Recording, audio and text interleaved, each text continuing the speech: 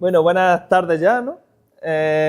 Bueno, el placer mío de estar aquí, y sobre todo por eso, al final estuve estudiando aquí 2 años, como la mayoría de vosotros, y yo le tengo mucho cariño a esta escuela. Voy a intentar no dar mucho la turra, ¿vale? Como el otro día, que a lo de cristalización estuve hablando mucho. Y yo quiero también, ya que podemos interactuar, que en algún momento, cuando surja, levantéis la mano, preguntamos, interactuamos, porque creo que eso es lo que nos enriquece a todos. ¿Por qué? Porque habrá gente interesada en unas cosas u otras. Entonces, pues cuando vaya acabando más o menos los bloques, pues podéis ir preguntando algo o al final pues mantenemos una conversación, ¿vale? Me podéis exprimir y preguntar todo lo que queráis. Yo, en base a lo que sé, lo que conozco, pues o bajo mi experiencia os lo digo. Mi experiencia, ya las profesoras me van conociendo, mi experiencia no tiene por qué ser la académicamente correcta. Es la experiencia de generaciones trabajando y muchas pruebas tiradas. Entonces, hay cosas que hago que los que estudiáis o los profesores se echan la mano a la cabeza y yo lo digo, yo lo hago sabiendo las posibles consecuencias, ¿vale? De todo. Eso lo digo por si ahora me queréis ir preguntando. Esto está estructurado más o menos en 3 bloques. Por un lado, hablo de mí y de cómo he llegado a donde he llegado.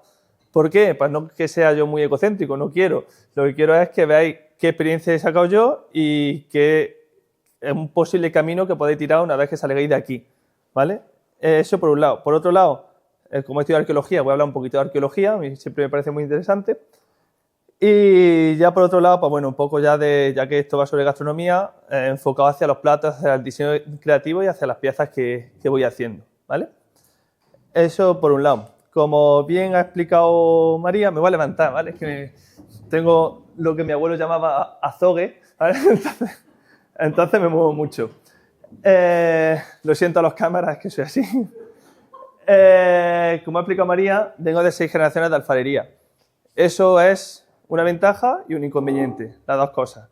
Por un lado, la ventaja, por al final vive en un taller, has visto toda la vida y no sé qué me preguntaba hoy, estaba torneado, ¿de dónde aprendí a tornear? Pues obviamente tengo a mi padre que ha hecho cerámica toda la vida y solo viéndolo aprende a tornear. Solo viendo ya sabes gestos, posiciones, formas de hacer, eso es importante.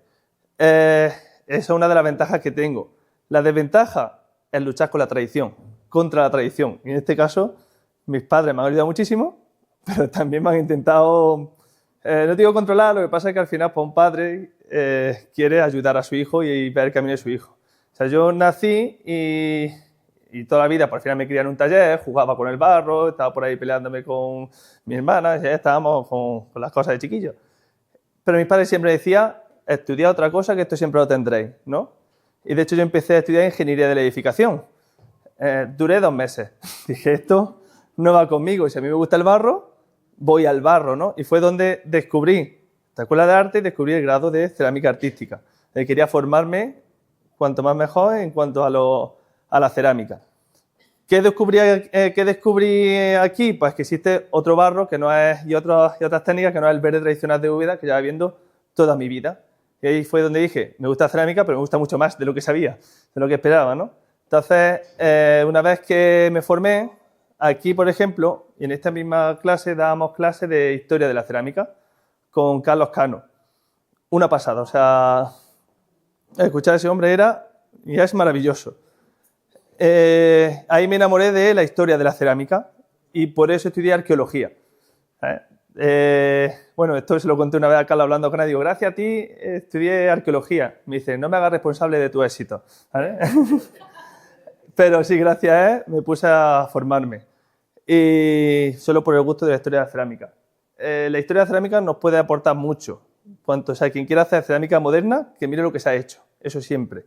¿Por qué? Porque puedes ver técnicas que te las llevas a tu terreno, puedes ver formas, te las llevas a tu terreno y te da un sinfín de formas, de técnicas, de procesos. ¿Por qué? Porque todo lo que tú hayas podido experimentar ya lo han hecho antes, seguro. O sea, por lo menos en cuanto a la técnica. Y a partir de ahí, dices, bueno, a ver qué se ha hecho, a ver cómo se ha hecho y ya experimento yo. ¿Vale? El conocimiento científico es así. Si tú dices, yo es que quiero ser, encuentro mucha gente, yo no tengo por qué estudiar, yo no tengo por qué tal, yo voy a experimentar. Perfecto, pero te va a tirar la mitad de tu vida experimentando lo que ya se ha sabido. Entonces, ¿para qué queremos investigar las cosas que ya se saben? Vamos a investigar las cosas que no se saben.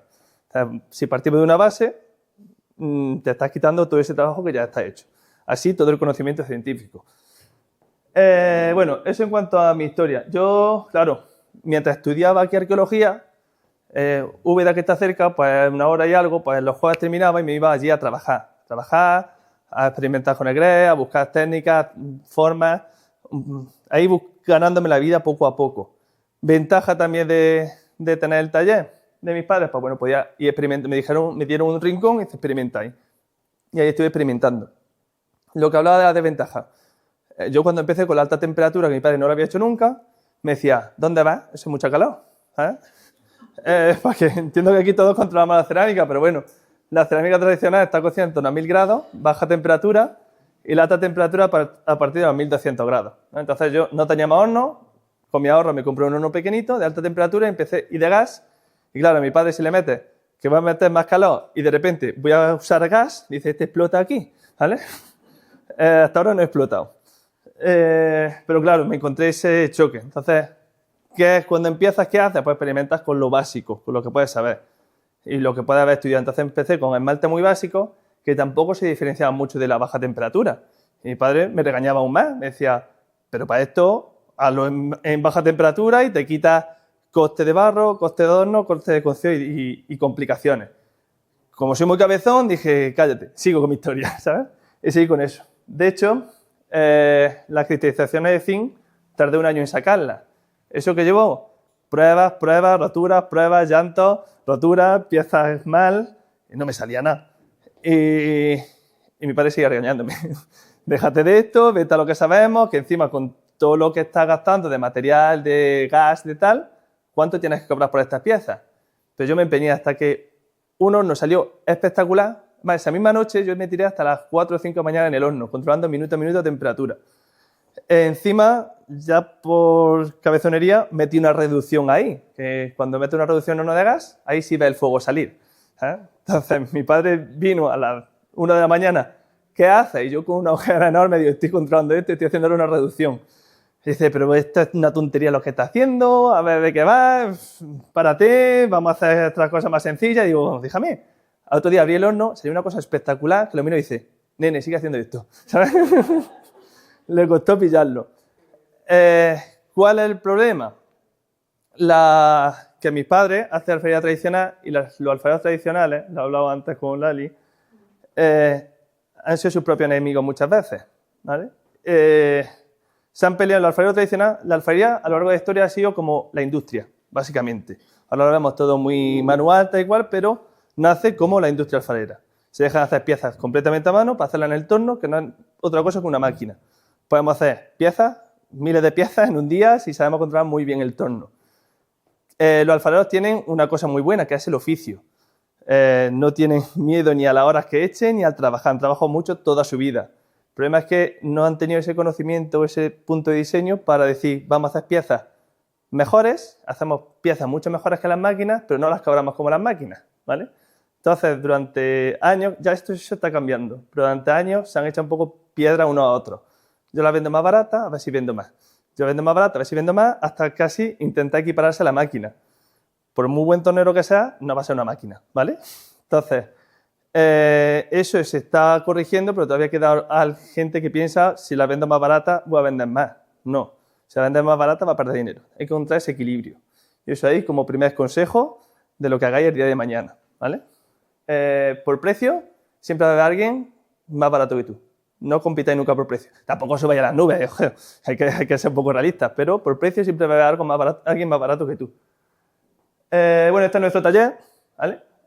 Mi torno con mi barro blanco y el barro tradicional. En nuestro taller se juntan pues, mis padres que siguen haciendo su tradición y yo que sigo haciendo mis técnicas más modernas. ¿Vale? Ya está, nos peleamos, estamos en el taller, a veces mi padre me echa una mano, otras veces se la echo yo. Normalmente yo, como tengo mucho encargo, lo contrato a él, ¿vale? Entonces, de no querer tocar eso que hago, a decirme, enséñame a hacer esto, ¿sabes? Entonces, pues ahí nos vamos complementando un poco, pero somos talleres fiscalmente distintos, yo tengo mi mercado, los suyos, o sea, trabajamos de forma independiente. Uy, esta es la primera. Bueno, toda esa investigación nos lleva a esto, a hacer platos. ¿Cuántos platos he hecho? No lo sé.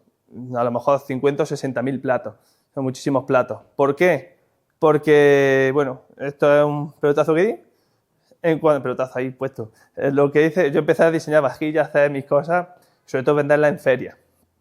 Un día vino un señor que pasaba por la feria de Almería, que yo no quería esa feria, de hecho nunca me iba muy bien en la feria de Almería, con mis técnicas, y dije, este año no voy. Mi padre, que sí, que tienes que ir, que vamos, o sea, cuando compartimos, vamos a la feria, vamos con 2 puestos distintos.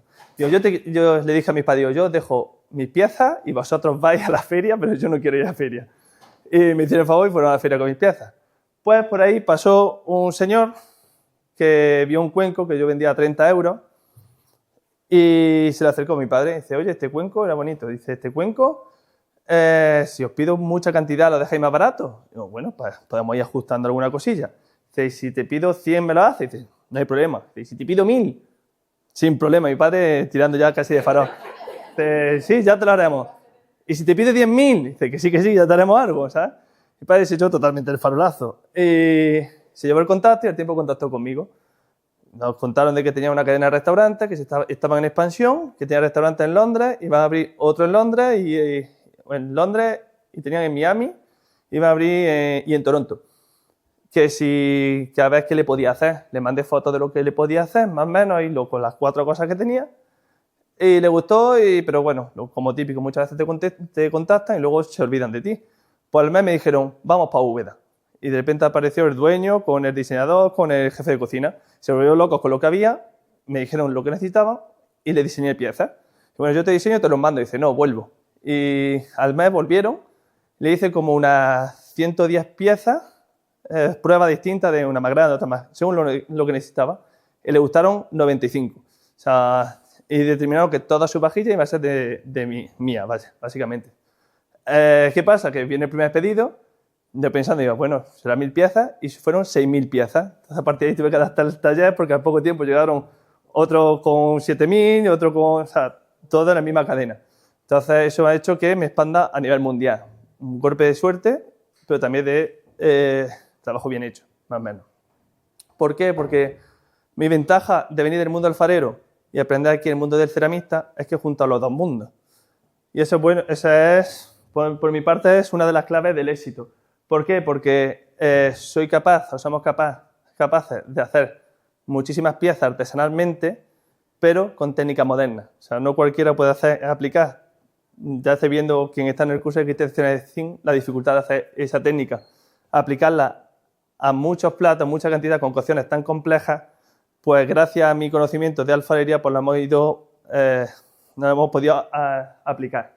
Por eso, aunque muchos ceramistas huyen de ese trabajo alfarero, incluso lo miran como regular, de uy, es alfarero, son peseteros, ¿no? No se huyen de ellos, se tiene que ver qué es lo que hacen bien. Y una cosa que hacen muy bien es el oficio. Nada más en torno a la comida, ¿no? Esto es una conclusión que sacaron, bueno, esta es una iniciativa que hicieron una experimentación en cómo el plato cambiaba los sabores. El tipo de plato cambia el sabor, la percepción que tenemos sobre el sabor. No es lo mismo que nos pongan la comida en una servilleta a que nos pongan en un plato de cristalización con esto y lo otro. Entonces la percepción, incluso del sabor, cambia. Entonces, bueno, esta es una de las frases que sacaron, que es la forma y el color de los soportes en los que se sirve la comida tienen sabor o pueden influir en el sabor de la receta. Por ejemplo, como curiosidad, que yo he trabajado con chefs de estrella Michelin y tal y cual, algunos dicen, el azul no, con el azul no trabajamos. Huyen un poco de la comida. Alguien me explicó hace no tanto por qué y no lo sé, no se me ha olvidado. Pero como que no incentiva tanto el sabor o sea, la percepción. Creo que va un poco así por la comida artificial o algo. Sí, hay una psicología del color y entonces no sé si es que el azul le da Sí, a ver, por ahí. Sí, pues exactamente, pues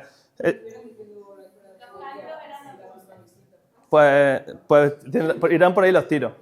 Al final, ¿qué es lo que buscan sobre todo los grandes restaurantes? Los estrellas Michelin, que se llama ahora, buscan una experiencia gastronómica.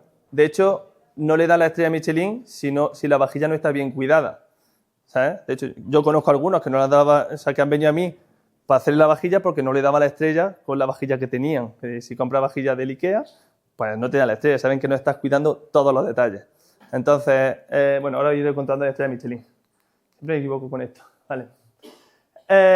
Al final, el mundo que junta la artesanía, sobre todo la artesanía tradicional, y la gastronomía, es común. Al final guardamos saberes de una tradición, de un pueblo, ¿vale? La artesanía, tanto la artesanía como la gastronomía, es cultura material, cultura inmaterial, ¿vale? Entonces, guardan las costumbres de un pueblo. Y eso está muy bien. O sea, yo siempre a mí me gusta también la cocina. En su momento casi entro a Masterchef y todo, ¿sabes? O sea,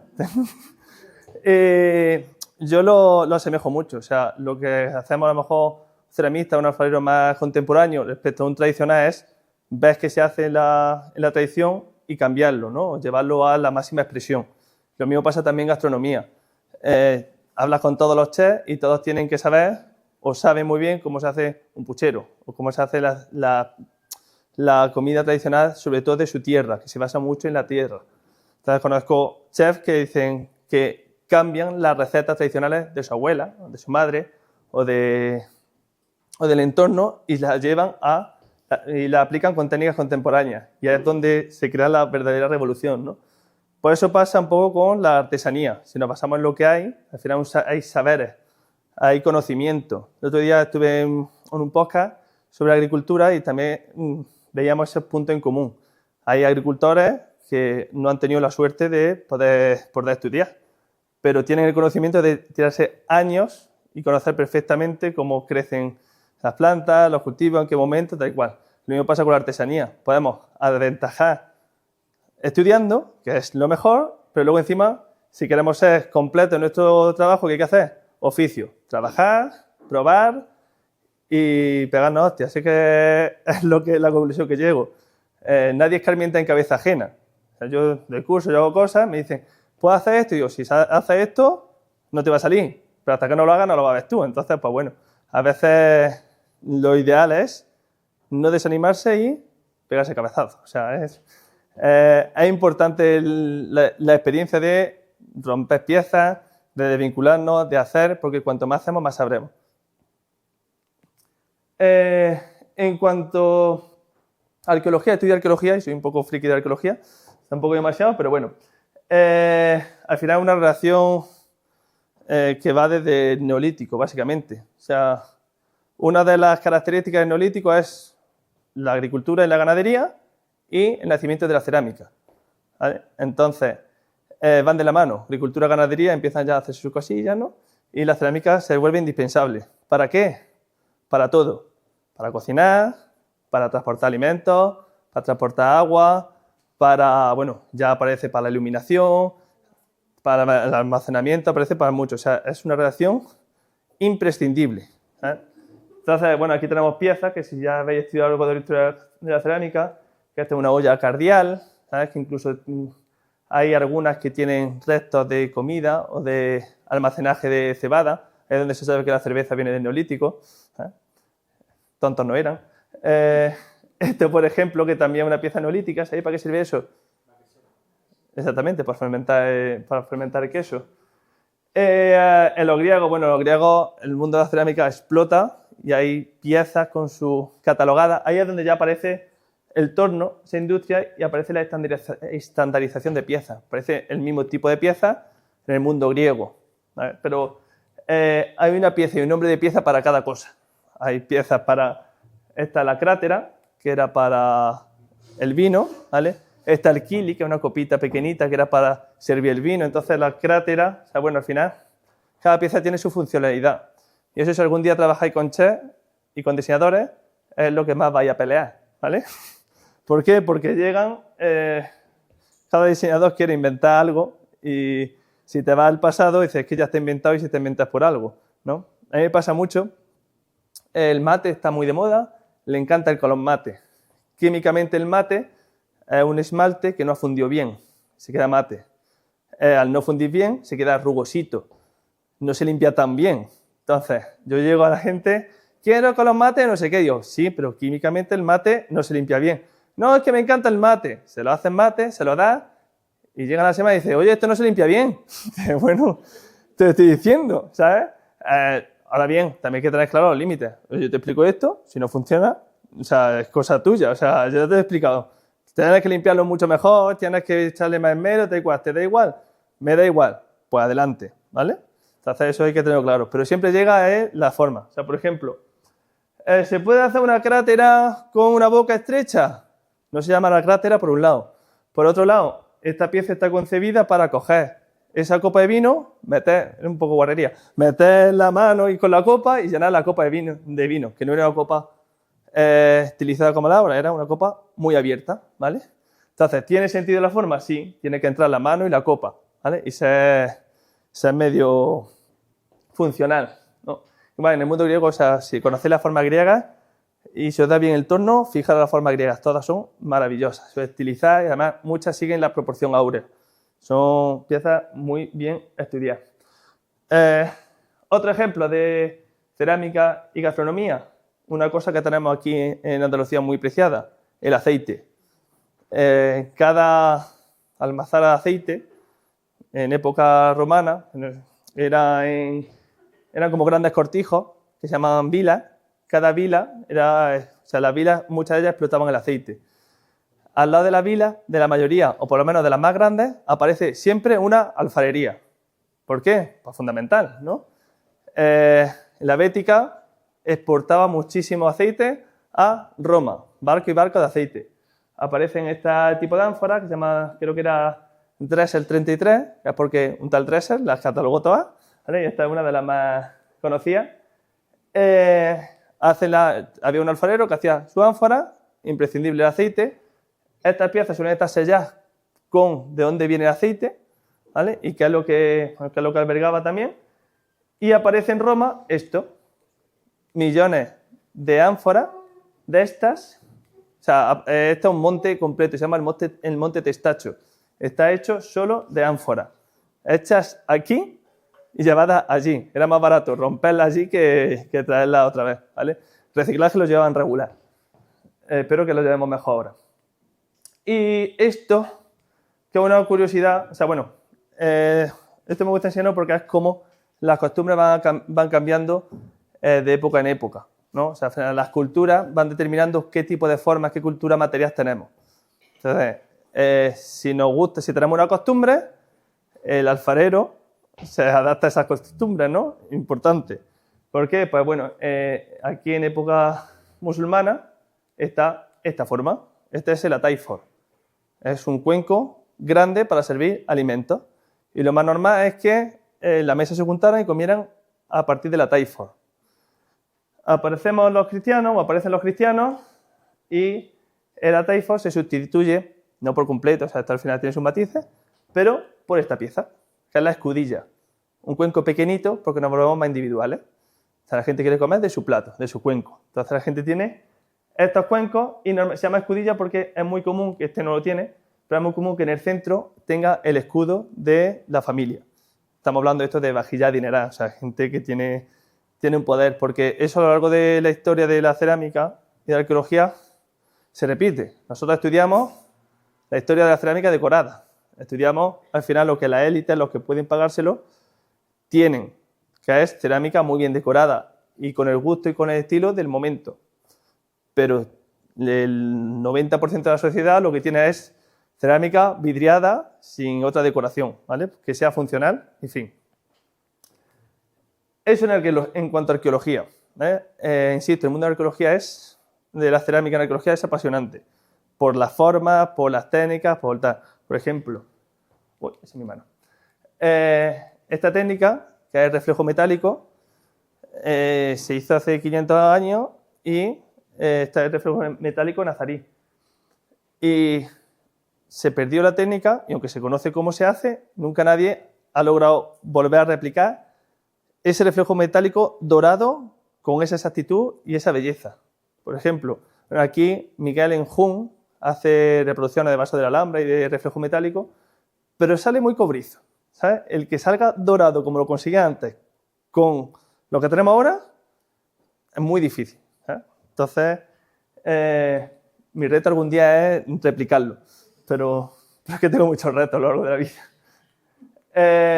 Proceso creativo. Esto es lo más chungo, ¿vale? Cada uno tiene su proceso creativo. Seguro que venís de aquí, de la escuela, habéis visto el bocetaje, habéis visto cómo conseguir un tipo de pieza. Yo, como soy un desastre, no hago dibujos casi nunca.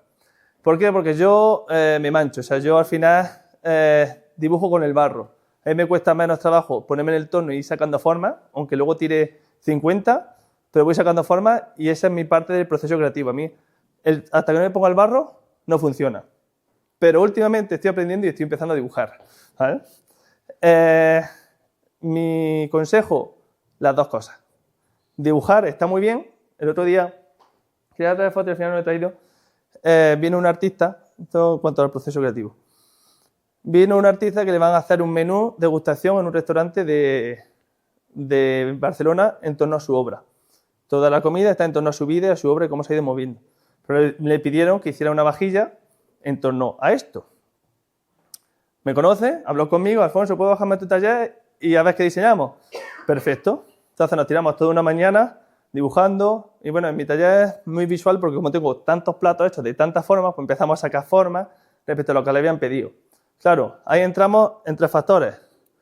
El cocinero, que hace un tipo de elaboraciones y necesita un tipo de plato.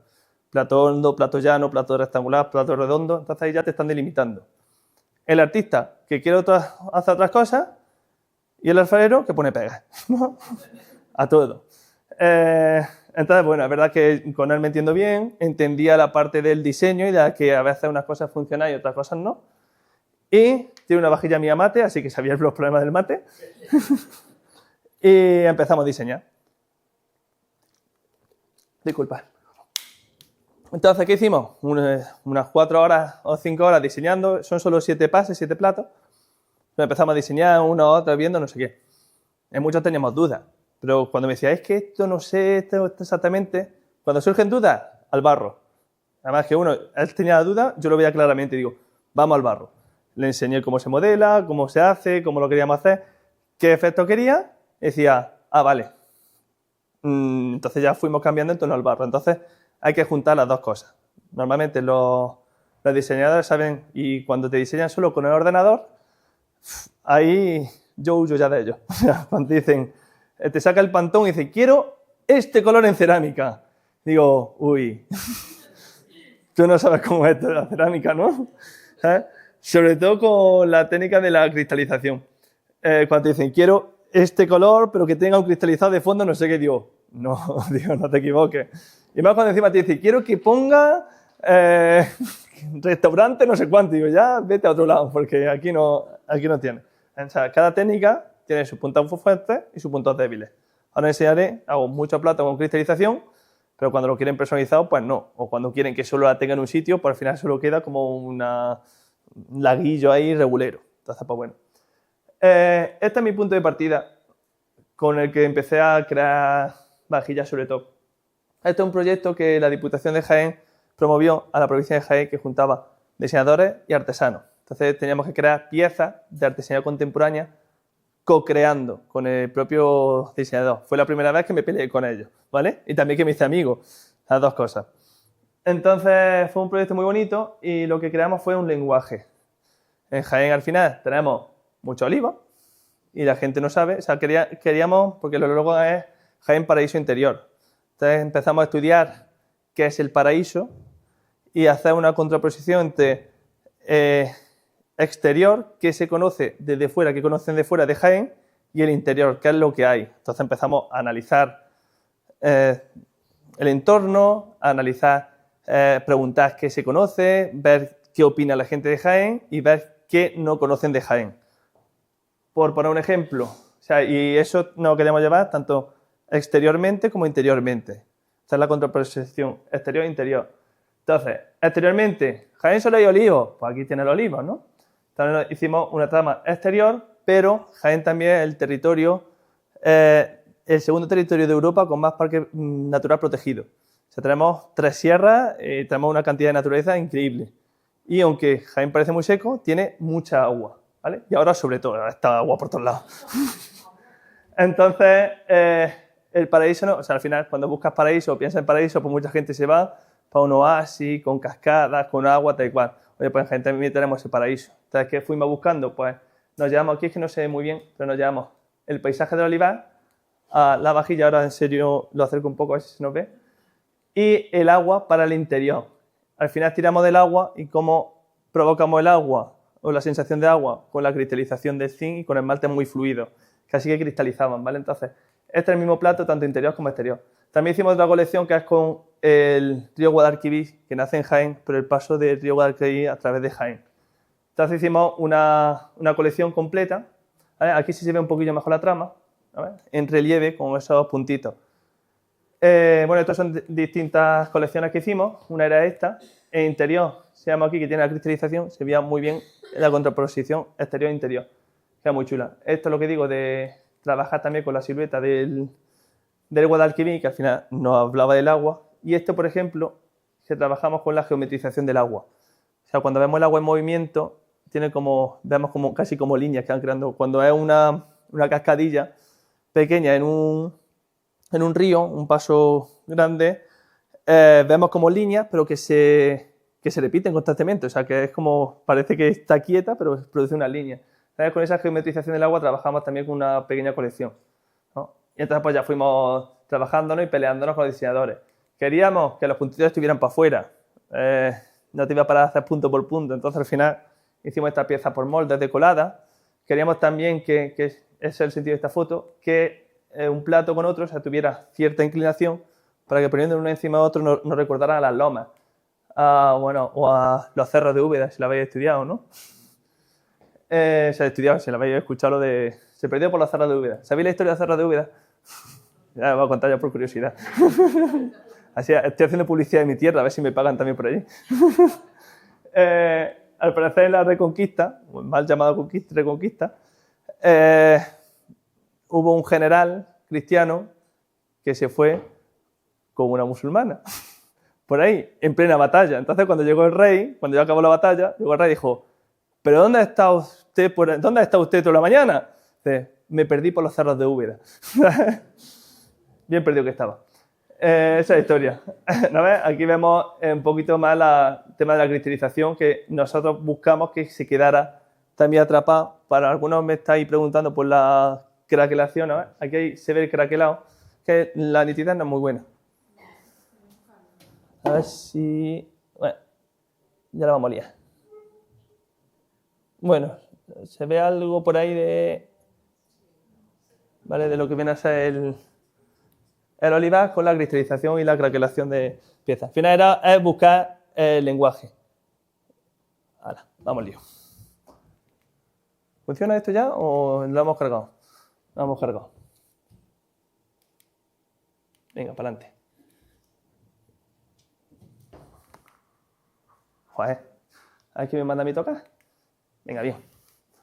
Entonces, pues bueno, como digo, yo suelo crear mucho con el barro. O sea, me pongo a hacer y tal. Este fue el primer cuenco que aquel señor de la cadena de restaurantes se fijó. Que le hago, por ejemplo, una trama.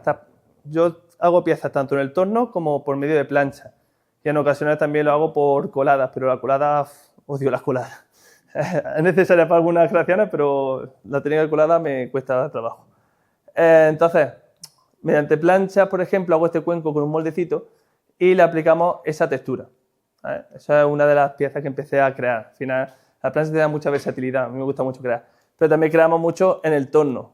Claro, el torno tiene la limitación de que son redondas, ¿no? Lo bueno que puedes crear también muchas piezas de forma rápida.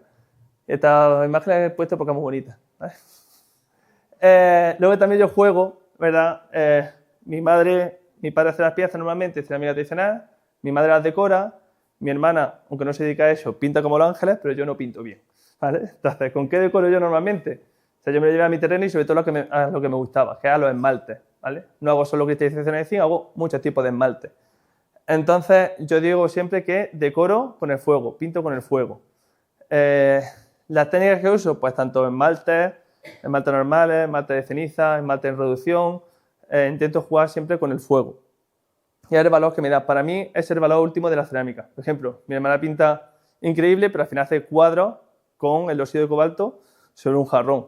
Para mí, precioso, pero eso también se puede hacer llevar a un cuadro normal. Yo creo que la cerámica tiene ese puntito de intervención del fuego que para mí hay que aprovechar o me gusta aprovechar, ¿no? Entonces, pues, juego eso, juego y me peleo en que nunca sé lo que sale hasta que no sale del horno, ¿no? Entonces, pero eso es lo bonito y lo feo de la cerámica.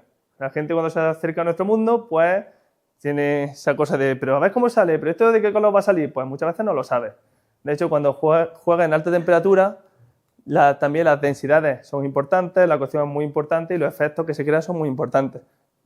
Este azul, por ejemplo, aquí ha salido muy bonito, tiene cobalto, tiene ilmenita, tiene algunas cositas que cuando lo haces plano y lo haces y no tiene movimiento ni densidad suficiente, sale muy feo, ¿vale? Entonces, pues bueno, he jugado un poquito con todo eso.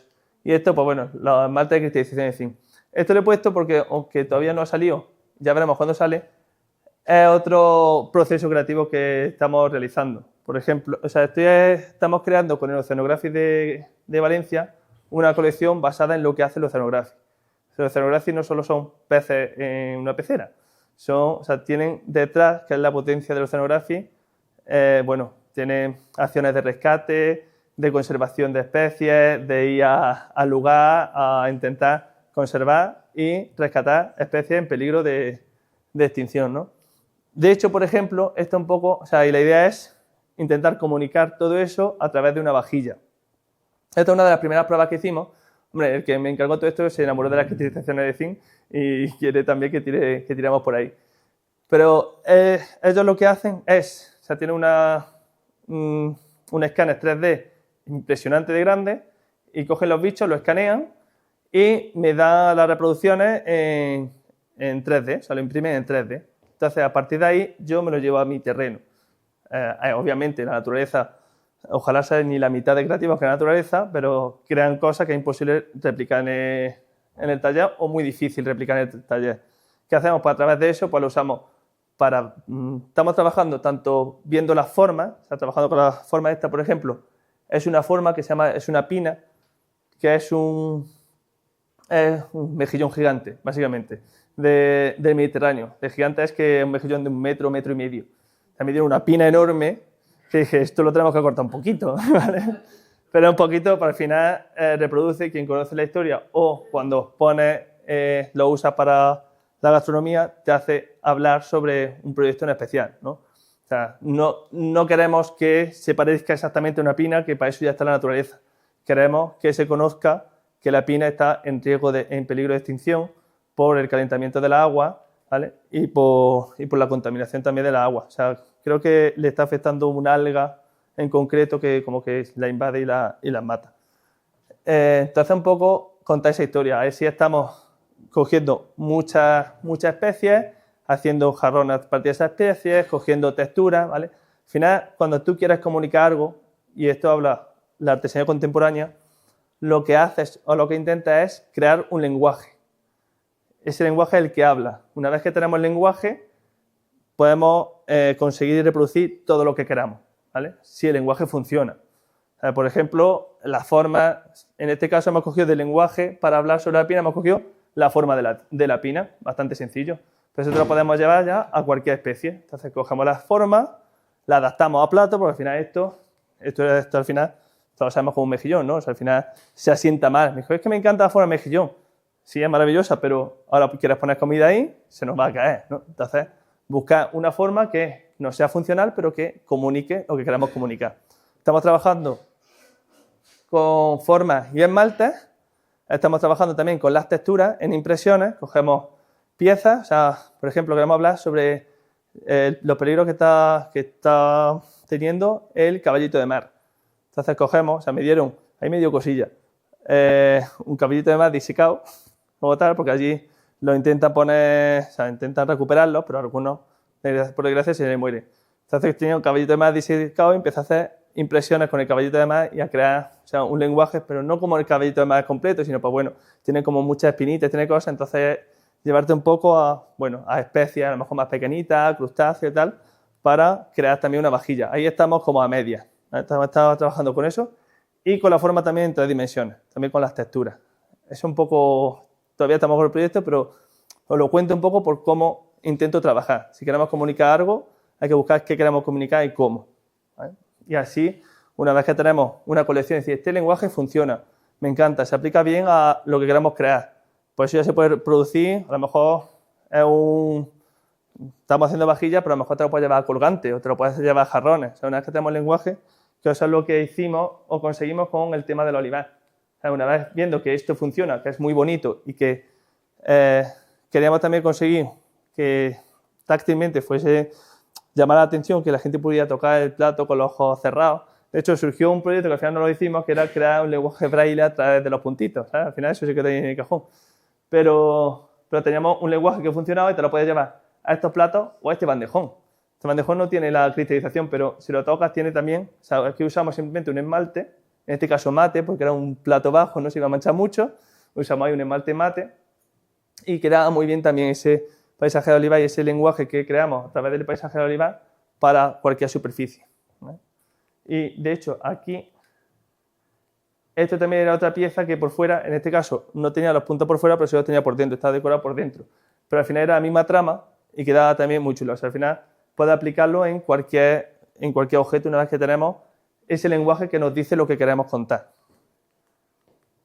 Y ahí está el proceso creativo. Y en cuanto a piezas, pues bueno, hago piezas para todo tipo de restaurantes. Este, por ejemplo, es un restaurante de Úbeda que le gustó lo que hago y viene a hacerle adaptaciones. Y este de la torre, que lo que se lleva son todas mis piezas rotas. Cuando algo sale mal, cuando algo está roto, dice, esa es la que quiero. Y se lleva todas las piezas rotas, ¿vale? Aquí este es uno que quería aumentar su nivel. Entonces quería diseñar una vajilla que fuese, o sea, cambiaron todo el aspecto, querían diseñar una vajilla que le montase la mesa. Que la gente llegara y viera la mesa montada y dijera, ¡wow! Y le gustara, ¿no? Entonces querían los colores verde, pero le gustaba con el crema. Entonces, juntar la cristalización con el crema, en este caso, ¿qué lo sacamos? Cogimos un barro, un grés marrón, muy bonito, y aplicamos la cristalización ahí. No cristaliza del todo bien, pero el efecto es muy chulo también. Entonces, esto venía de eso. Alfonso, hazme lo que quieras, pero quiero que la mesa se quede montada, bonita. Estos no querían comunicar muchas cosas. Y nos vamos a la estrella Michelin, que son los que dan la tabarra normalmente. Este, por ejemplo, el plato que he contado, pero con la cristalización, que por fuera veis cómo tenía la trama, pero por dentro se ve la impresión de... Entonces, este plato muchas veces lo tapaban con otro plato por encima para que se viera el paraíso interior. Este es de Bagá. En Jaén ahora tenemos la suerte de que tenemos como 4 o 5 estrellas Michelin de golpe, ¿vale? Entonces pues la gente viene mucho a esos restaurantes. Este era, que aquí tampoco se ve bien, pero este era el que contaba del Guadalquivir, que tiene la trama muy sutil por aquí, pero se queda tan sutil. O sea, a mí, por ejemplo, me gusta mucho jugar con esa sutileza. Si tú haces un esgrafiado dentro de un plato, aunque luego lo esmaltes por encima, pero se queda ahí, se queda la impronta. Entonces, esa sutileza también es muy contemporánea, por lo menos a mí me gusta mucho también. Bueno, era un poco, buscaba un poco jugar con esa sutileza, con piezas muy blancas y tal. En la imagen, en la diapositiva anterior, el plato ese de la derecha, ¿qué composición tiene? Lo que viene a ser gastronómica no lo sé, pero...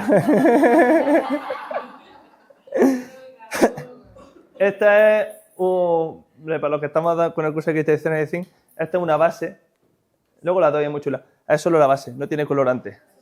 Solo la base, es un blanco, solo con la base. Es muy bonito. Esta es porcelana. Esta de aquí es porcelana. Esta es grés y este creo que también es porcelana. Pero bueno, ese tiene un esmalte blanco.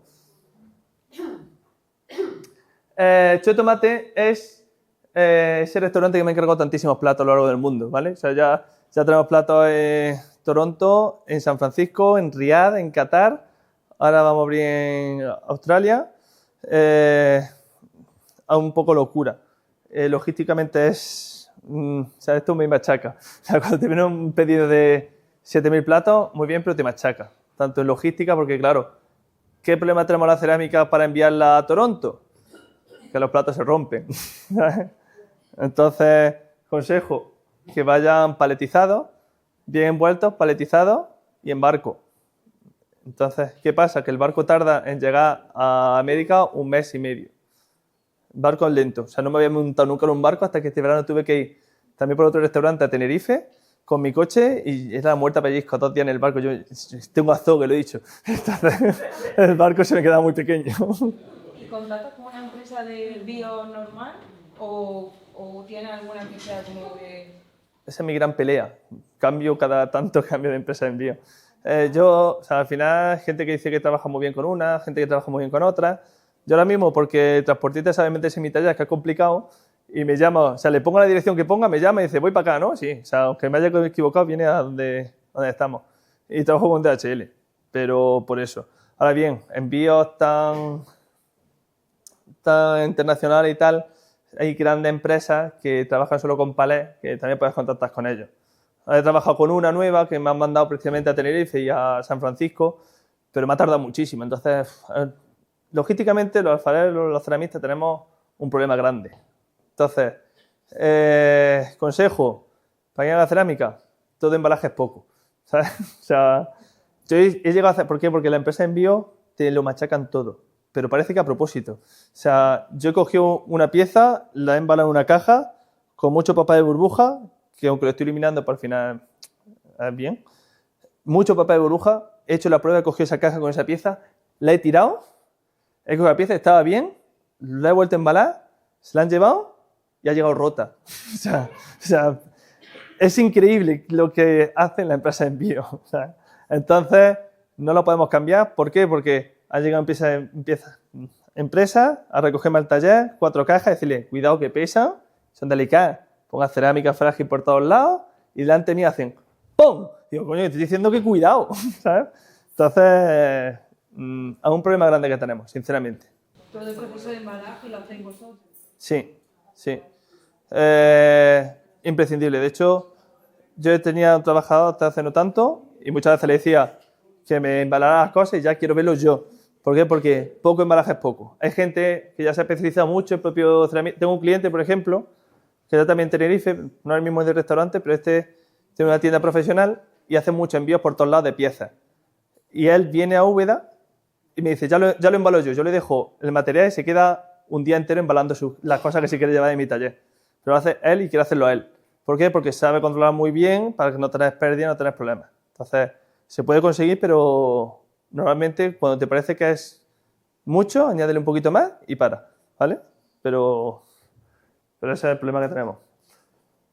Bueno, como iba, este hecho tomate, esta es esa empresa que al contrario que la estrella Michelin, que muchos chefs quieren cosas muy rocambolescas. Ahí le meto colores, le meto textura porque quieren, o sea, tienen un local muy chulo, muy bien diseñado, con su DJ, su musiquita, no sé qué, y hacen comida Nikkei, comida peruano-japonesa. Mucho sushi, mucho de todo.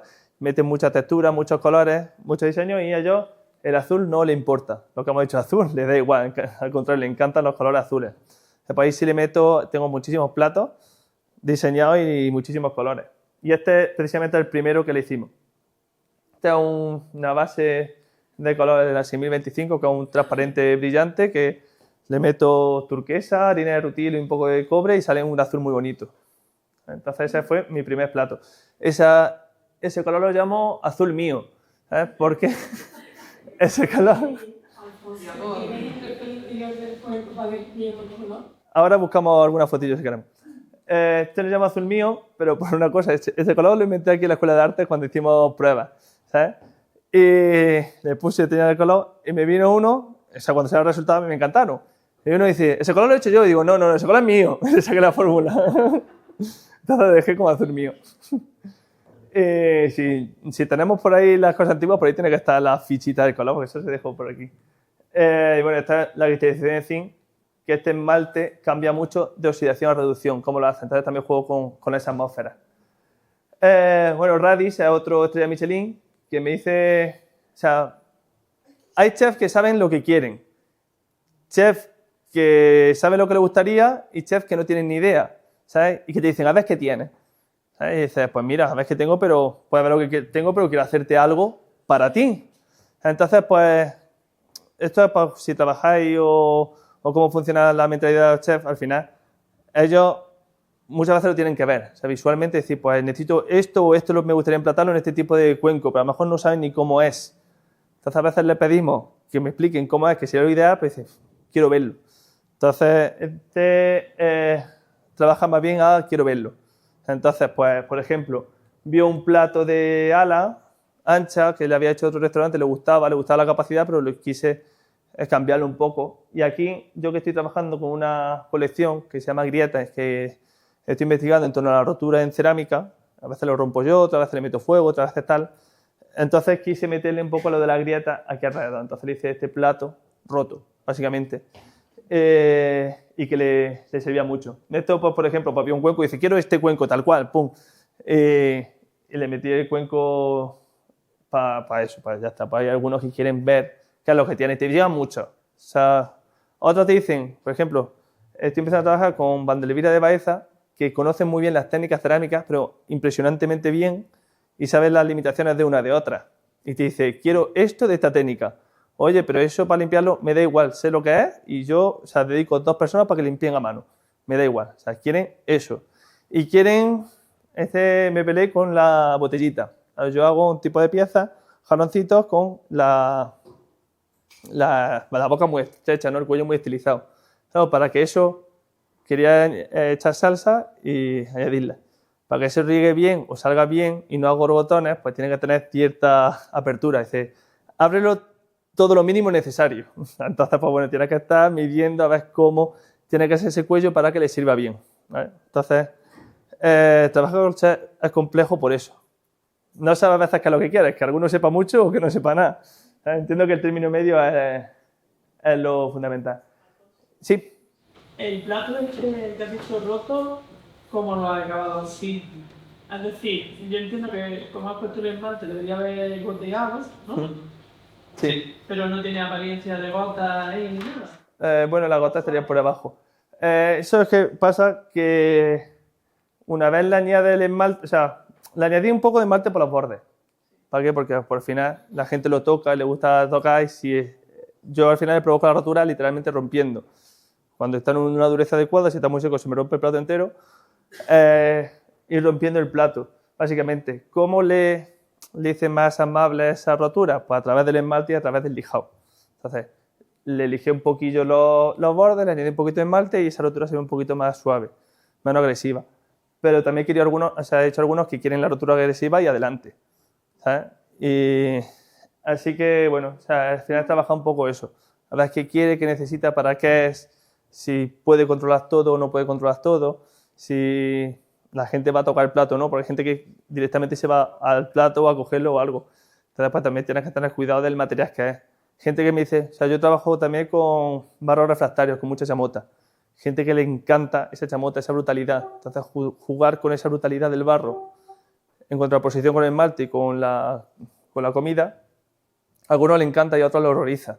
Pero bueno, ahí está el secreto de cada chef, de cada restaurante, si quiere esa brutalidad o no la quiere, si quiere delicadeza de porcelana o es algo mucho más brutal. Cuéntame. El goteo de ese esmalte en el filo, ¿gotea a lo largo del plato o gotea hacia abajo? Gotea hacia abajo. Ahí te ha pasado con esa cosa.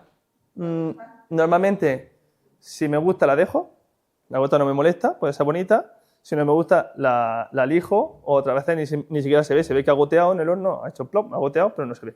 Es verdad que piensa que he hecho 50.000 platos, o sea que algunos, o sea que sé muy bien cómo controlarle el borde, que es a través de la densidad del esmalte. O sea, ejemplo, este de aquí es un plato completamente plano. Los esmaltes de cristalización de zinc son muy fluidos que se tiene que hacer líquido. Aunque podíamos controlar eso, pero para que se cree el efecto tiene que ser así de fluido. Este plato es completamente liso. Y el borde, si te fijas por aquí, ha chorreado un poquillo. ¿Vale? Cuando tuve que hacer los primeros, era una partida de unos 90 platos y me salieron bien 20 o 30. ¿Por qué? Porque si aunque esto lo limpie, si aquí, esta parte tiene mucho esmalte, el esmalte chorrea. Al chorrear, está completamente en contacto con la placa, se rompe o te crea bocado, te crean cosas. ¿vale? Entonces, tienes que controlar el que tenga mucho esmalte por aquí y por aquí menos. De la capa, Claro. que consigue que Tienes que ir controlando. cubra, pero no chorre. Exactamente, que cubra bien, pero no chorree, o chorree esto mínimo. ¿No ves? Ahí se ve un pelín que ha caído poco. Poco. Si te pasa, pasa. ¿Qué pasa? Si te quedas corto, el esmalte no crea o sea, no se crea el cristal, no se crea el efecto. Entonces, pues es lo que digo, me ha costado mucho sudor y lágrimas. Pero cuando lo controlas, cuando ya sabes cómo ir haciendo, la densidad del esmalte, hasta dónde juntarte, no es imposible de controlar, simplemente pues sabes que vas a tener que romper 20 piezas o 30 piezas o hasta ir controlando, hasta no pasa nada. O vendérsela que la quieres rota, ¿sabes? Que tampoco pasa nada, pasaría nada. Bueno, y esta foto la he puesto porque es muy bonita. Esto en base a lo que cuento, la importancia de la tradición. No huyamos de lo que podemos aprender de lo que se ha hecho, de los mayores, de los que están trabajando, de los que llevan 40 años en el oficio, que muchas veces son muy cabezones, muchas veces no se quieren salir. ¿Por qué? Porque llevan toda la vida haciendo una cosa, pero vamos a aprender qué es lo que están haciendo, vamos a preguntarles a ver qué nos enseñan y a partir de ahí podemos tirar. Muchos saberes, o sea, todos los talleres tienen su conocimiento. Mi padre lo dice, yo no he estudiado, pero he aprendido a base de hostia, he roto muchísimas piezas. Y no sé, a lo mejor no sé químicamente qué es lo que le ha pasado a la pieza, pero sé cómo conseguir que no le pase. ¿Por qué? Porque han hecho hornos, o sea, al final la cerámica tiene muchísimas variables. Hablamos desde la humedad de la pieza, la contracción de las piezas, el barro, el tipo de barro, el tipo de pasta, el tipo de esmalte, el tipo de horno, el tipo de cocción, cómo he hecho la cocción, cómo he hecho el horno, o sea, tiene, en una pieza muy básica tiene 10 variables. En el momento que una ha cambiado, aunque no la hayas cambiado tú, ya la hemos liado. Entonces, hay que ir sabiéndolas todas. Es difícil, pero no es imposible. Entonces, cuando alguien no salga, no podéis decir, pues no ha salido y paro, no. Es una oportunidad para seguir aprendiendo y para ver qué es lo que ha pasado. Ejemplo, ¿qué es lo que ha podido pasar? Mi padre, bueno, no sé si sabéis cómo es la cerámica verde de Úbeda, que es un verde muy intenso, ¿no? Que viene en el engobe. Le pasó una vez, claro, comprar los materiales y una vez ese verde salía azul. Dijo, si hago lo mismo, ¿qué está pasando? Hizo otro horno, también, o sea, no súper azul turquesa, pero salió un verde azulado. ¿Qué está pasando? Volví a meter otro horno, en este caso ya de prueba, porque mi padre metió un horno de 4 metros cúbicos, eso es muy grande. ¿Qué está pasando? Dice, pues voy a meter uno pequeño, a ver qué pasaba, y le volví a salir azulado. ¿Qué es lo que pasó? ¿Alguien que pueda saber la solución?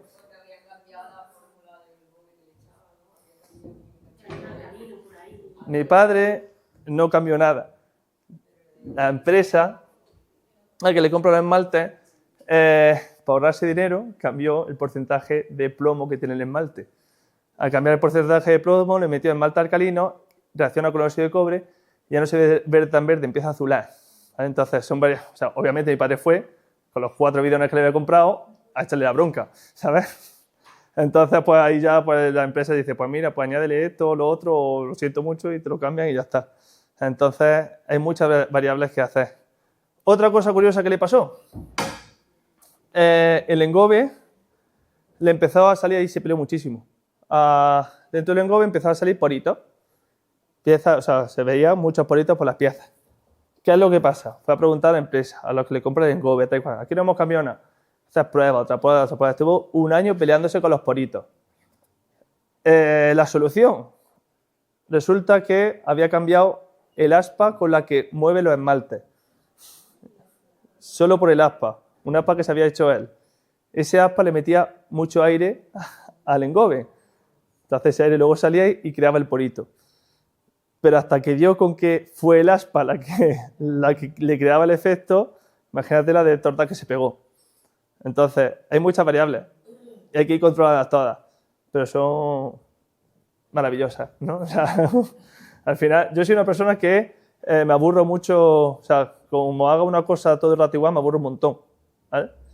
Pero bueno, también este trabajo te da te da también muchas satisfacciones. Por cierto, estos son mis padres viajando, pero me mata como sepa. Esto, por ejemplo, fue los 90 y tantas formas que creamos para vajilla hecho tomate. Las fotos aquí no están editadas, luego ya las llevé a editar y está igual, ¿sabes? Son fotos muy básicas.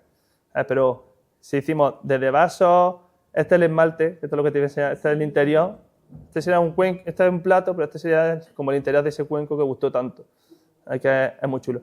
Este restaurante quiere de todo, pero sobre todo vajilla muy intensa, ¿no ves? Esta es la contraposición de la textura con el esmalte. Este es los mismos esmaltes. Yo tiré de 6 o 7 esmaltes. Este es el azul de cristalización, este otro como más suavecito. Este, por ejemplo, lo bueno de la improvisación. Este tenía prisa, tamicé un esmalte blanco en el cubo equivocado. El cubo lo tenía de un esmalte azul. El caso es que el blanco se volvió un plateado muy bonito. ¿Qué hago ahora? Cuando hago ese esmalte, esto lo llamo blanco manchado. Cuando lo hago, cojo el cuenco del azul, o sea, cuando está vacío, hago esmalte y con esa contaminación creo este plateado. ¿Sabes? Que es muy bonito. Y una pregunta, el tema de los tiempos, a veces hacerle entender los pedidos, cuando te hacen un pedido y te dicen para tanto, tú le dices, no llegan. El problema de los alfareros es que siempre decimos, venga, vale. Entonces ahí cuando llega la ansiedad y los tics en el ojo. Intenta, sabes, al final te lo da la experiencia, tú sabes qué puedes hacer y hasta dónde puedes llegar. Depende de tu mano, pero también depende de la infraestructura que tengas. Ahora, por ejemplo, hemos cortado tiempos, incluso hemos podido cortar para grandes pedidos, presupuesto, porque ya tenemos, o sea, para adaptarnos a estos pedidos tuvimos que comprar, por ejemplo, las placas del horno. Teníamos horno, pero no teníamos tantas placas. ¿Qué pasa? Los platos, una obviedad, son muy planos. Entonces, los hornos suelen ser verticales. Entonces, en un horno que a lo mejor metía 4 alturas, con 4 alturas de platos no hacían nada. O sea, te salían los cálculos y dices, estoy cociendo 20 platos y necesito que se cuezan 100 platos en este horno. Nos gastamos mucho dinero en placas. Las placas son muy caras, pero tuvimos que hacer el desembolso de a lo mejor 3.000 euros en placas. Entonces, el horno pasa de aprovecharlo por 20 platos a poder meter, o sea, de 5 alturas, puedes meter 15 alturas que metemos en ese horno. Entonces, ¿qué pasa? Cuando metes tanta altura, el horno está muy denso, muy concentrado. Entonces, el calor se reparte de forma distinta. También tienes que trabajar con eso y adaptarte a eso, y adaptar los diseños a eso. O sea, una de dos, o le bajas, entre comillas, esa calidad que quieres, o esa cristalización, o ese esmalte para que sea de otra forma, que le dé igual, o tienes que adaptar la cocción. Entonces, tienes que jugar con todas esas variables. ¿Vale? También, pues, mezclo esmaltes, estos son también mezclas de esmaltes. Este, por ejemplo, me dio muchos problemillas. ¿Por qué? Porque me aparecieron esto de ahí. Y aquí no me importó. Esto es una calva en el esmalte. Y ahí no me importó. El problema es cuando salía por todos lados. Entonces, yo lo esmaltaba otra vez y volvía a meter el plato. Claro, al volverle a meterlo puedes tener más roturas. También tenía más problemas. Entonces, ¿qué es lo que pasaba? Que en este pedido, para que me salieran los cálculos, tenía que cocer todos los días los 2 hornos que tenía llenos. Tenía que meter un horno, o sea, esmaltar las piezas, meter el horno, cocerlo y al día siguiente, que se enfriara, sacar el horno y meterlo otra vez. ¿Vale? Así todos los días. ¿Qué hacía? Recortaba horas en la cocción, intentaba subir cuanto más rápido mejor. Me di cuenta que al final ahorraba tiempo dedicándole más tiempo a la subida y a la permanencia para que el esmalte fundiera bien y así no me salía tanto eso. ¿Vale? Esos son los problemas que nos puede dar la cerámica. Este azul es tan bonito y sale a otros cuencos que sale un poquito plano, porque le falta temperatura. Estos cuencos son de colada. Aquí también me pasa un poquito todos estos problemillas es lo mismo, ¿sabes? De subir muy rápido. Son muchos platos. Yo también juego con el material, este es el barro con los cañas y el esmalte. Son esmalte dorado, grises. Estos necesitaban, a esto estoy enseñando muchos platos por la cantidad de formas que necesitaban. Este, por ejemplo, eran platos hondos, pero no mucho, básicamente. Necesitaban meterle salsa, pero no. Esta es la misma forma. Estos necesitaban platos planos, pero con su reborde. Muchas veces te limita. Dice, quiero una bandeja para este tipo, así en plato, tal. Pues bueno, al final te adaptas los materiales que tiene, la forma de trabajar y le creamos este tipo de bandeja. Este es el interior del cuenco que me decía antes. A ver, interior, exterior. Este esmalte es muy bonito. Y el minita también. Este es tanto un esmalte comercial con ilmenita blanco y este también un esmalte comercial, pero que yo siempre le hago algún cambio. Este también le he hecho cosas para que cree efectos. Alguien me preguntaba antes, pero no le echas gotas, está igual. Pues mira, aquí tienes las gotas. Esto crea efectos también con eso. Este es el azul que ya hemos visto. Cuenco, este es un cuenco muy tradicional de torno, que hace mi padre siempre, pero lo he adaptado con las técnicas y salen cosas muy bonitas. Aquí no ha cristalizado bien, pero estas cosas también pasa. De hecho, aquí precisamente quería que no saliera bien. Cuéntame. ¿Usas porcelana también o solamente gres? Uso porcelana, pero cuando tengo que hacer muchos platos y no quieren mucho precio, elimino la porcelana, elimino el usar porcelana. ¿Qué diferencia puede haber de matices en la porcelana o en el gres? La porcelana es mucho más blanca y El efecto de la cristalización, o sea, al ser mucho más blanca, en los fondos se ilumina mucho más. También vitrifica y ayuda a la cristalización. Sale más bonito sobre porcelana, pero como me da buenos resultados el gres es más barato y en cuanto a la cadena técnica operativa que tenemos de usar a mano, pues te da mucho menos problemas. ¿Y la cocción sería igual? Sí, la cocción al final es para el esmalte. Es la misma. A lo mejor tiene más cuidadillo en algunos puntos a la hora de subir la temperatura, porque la porcelana al final se mueve más y tal, pero prácticamente la misma. ¿Y el peso de las piezas? El peso de las piezas, alguna gente la quiere muy, muy fina, otra gente la quiere más gruesa. O sea, bueno, no en exceso. Aceptable porque los chefs y los camareros se quejan cuando pesa mucho. ¿Ves por ahí? ¿Máster de ceniza los haces tú o son comerciales? Lo hago yo. Normalmente lo hago yo. Pero claro, cada vez te saldrán de una manera, ¿no? Eso es lo maravilloso. Tengo esmalte de ceniza, pero no es un mundo que me haya metido muchísimo. Entonces, puedes comprar ceniza de hueso industrial, creo que se llama, no me acuerdo cómo se llama, felina ceniza, creo. Ceniza de hueso puedes comprar, o nosotros tenemos estufa. Entonces la estufa normalmente es leña de olivo, entonces cojo esa misma, la tamizo y eso lo uso. Uso la ceniza y con feldespato. Sí, es que no tengo ninguna fórmula por aquí precisamente de ceniza, pero bueno, no es difícil encontrar alguna o crearte alguna. El feldespato crea el cristal, cuarzo feldespato, la ceniza, en vez de usar tanto feldespato, le añades la ceniza, te crea fundente y crea algo chulo. Yo quiero usar un esmalte de ceniza porque tengo un horno pequeño romano que voy a adaptar para cocer en fuego, entonces eso es maravilloso. Quiero no añadir la ceniza en el esmalte y sí añadirla durante la cocción. Eso es hacer que el horno, o sea, que la ceniza llegue a la cámara de cocción y te cambie las piezas. O sea, el horno romano, el horno árabe, un horno bicameral normal, tú tienes abajo la combustión, normalmente se usaba el orujo, y arriba tienes las piezas. Entonces, tú puedes conseguir que esa combustión, al final, tú cuando echas leña, ¿qué haces? Sube para arriba, ¿no? El fuego y suben recto y tal.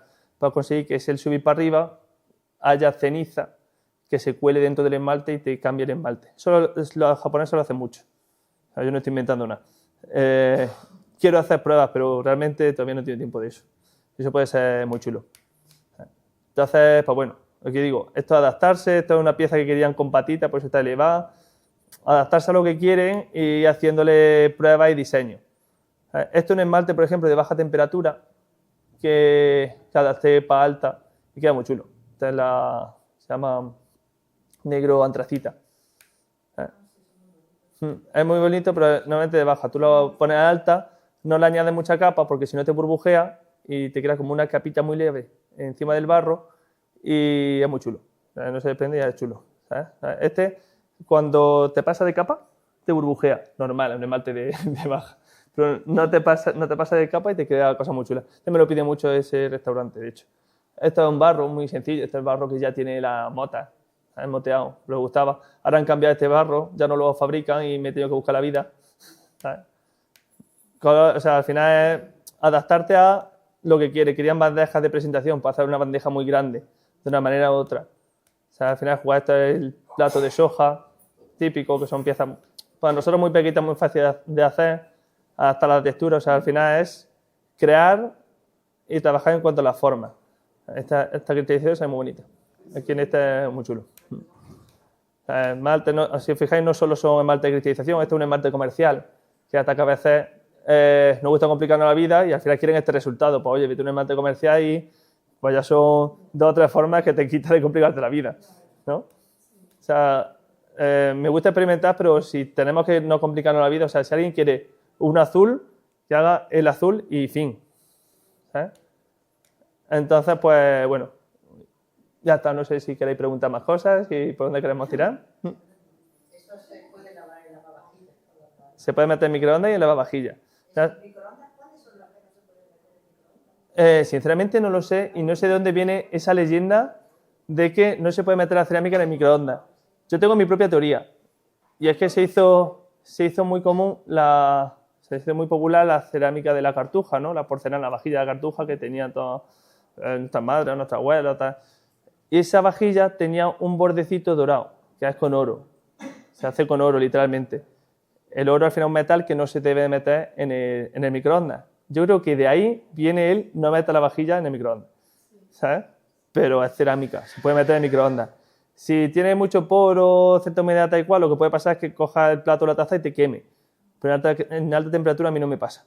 O sea, no ha pasado nunca.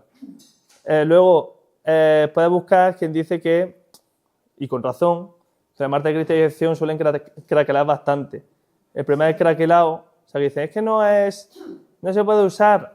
El problema es sobre todo el craquelado. El craquelado, las piezas, o sea, según qué comida uses, se puede meter entre esas gretecitas. Si lo limpias bien, teniendo en cuenta que estás usando grés, que es un material que cierra el poro, no hay problema. ¿Sabes? Entonces, ¿con qué no juego yo, no intento jugar yo para la comida? Pues con saturaciones de metálicas. En una saturación, el esmalte lo tienes saturado. ¿Qué le pasa al esmalte saturado? Que a la mínima busca desprenderse del esmalte. O sea, pues cuando haces saturaciones de cobalto, cuando haces níquel, algunas cosas, pues no lo usas para restauración, ¿vale? También hay empresas que te pueden hacer el estudio de mercado o sea, de si ese plato se puede usar o no se puede usar. Claro, el problema es cuando lo haces tú. Cuando lo haces tú o cuando lo modificas tú. Al final puedes usar una base apta para restauración, pero la modificas tanto que te dicen, ¿sabes?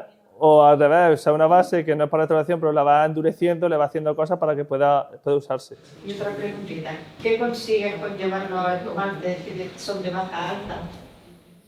Efectos distintos. Complicarte la vida y efectos distintos. Sí, siempre en plano. O sea, al final o haces pruebas de ver cómo puede gotear ese esmalte. ¿Sabes? Entonces, pues bueno, yo siempre uso mis platos y los pruebo. Las restricciones que hay, pues tenemos que tener cuidado con ellas, para un lado y para otro. O sea, hay que hacerle caso. Obviamente, el miño, por ejemplo, que se usaba antes de fundente, al final el plomo, es muy tóxico. Eso ya no está en el mundo de la cerámica, ¿sabes? Pero, bueno, hay que tener cuidado, o sea, no usarlo. O si los esmaltes son muy ricos en plomo. ¿Pasa algo? ¿Te va a morir? Es difícil. O sea, a lo largo de la historia se ha usado muchísimo el plomo. Pero oye, que no se use. ¿Cuál es el principal problema, por ejemplo, de usar esmaltes o ciertos esmaltes? Las pruebas lo hacen con ácido muy fuerte. Durante una semana ponen el ácido muy fuerte en el cuenco. ¿Quién va a dejar zumo de limón durante una semana en el cuenco? Pues oye, ya sea comercial o artesanal, no lo hagáis. ¿Sabes? Imagina porque, o sea, bueno, el zumo de un limón es ácido, pero tampoco es súper ácido, pero bueno, o sea, por los ácidos pueden atacar un poquito más a los esmaltes. Simplemente, pues, cuando me piden vinagrera, yo no la esmalto por dentro, la dejo, que al final el vinagre está y más tiempo, la deja solo el barro, que no esté en contacto con el esmalte, sea el esmalte que sea, y fin, ¿sabes? ¿Por qué? Pues porque al final un ácido, por un año no, pero a lo mejor 20 años de uso, pues sí te lo va comiendo poco a poco. Entonces, pero bueno, eso son recomendaciones químicas que no son, o sea, que son aplicables a todo. O sea, si ves que tu plato se está desprendiendo el esmalte, no lo uses. O sea, porque a lo mejor ha pasado lo que sea, o se está rompiendo o algo, y al final eso puede entrar en ti, pero son cosas un poco de sentido común, creo yo. ¿Sí? Preguntarte, hemos visto pocas plumas de tu pieza, muchas más flores que plumas. Sí. Mucho más difícil de conseguir. Sabemos que es la temperatura, ¿no? Esto es lo que decía yo de de intentar adaptarme a las circunstancias, a los pedidos. Mis hornos son grandes. Controlar que un horno te salga perfecto para la cristalización, un tipo de cristalización para un tipo de pieza, pues sí, o sea, tú puedes hacer la cocción solo para una parte del horno. ¿Qué pasa? Que el horno es muy grande, puedes desperdiciar otro tipo de hornos. Si tú tienes encargo y tienes que hacer muchas piezas, no quieres desperdiciarlas. Entonces yo a veces hago piezas, o sea, hago esmaltes o cocciones para un tipo de piezas que las otras sí que van a salir menos bonitas, pero te valen igualmente, ¿no? Al final es, o sea, para que tener un precio medio competitivo de todas las piezas, o sea, si solo cuezo 5 piezas en un horno, pues van a ser 5 piezas maravillosas que tengo que cobrar 20 veces más porque puedo meter en el horno 100 piezas. Entonces, pues bueno, hacer la cocción, yo lo que hago muchas veces cuando hago piezas para mí, pues creo la cocción para una parte y la otra meto también piezas. Sí que van a salir menos bonitas, pero vendo un poquito más baratas. O sea, pero ya aprovecho bien el horno, y aprovecho el combustible y aprovechar todo. O sea, es la optimización de todo. Bueno, pues yo creo que con esto me he presentado bien y he hablado mucho.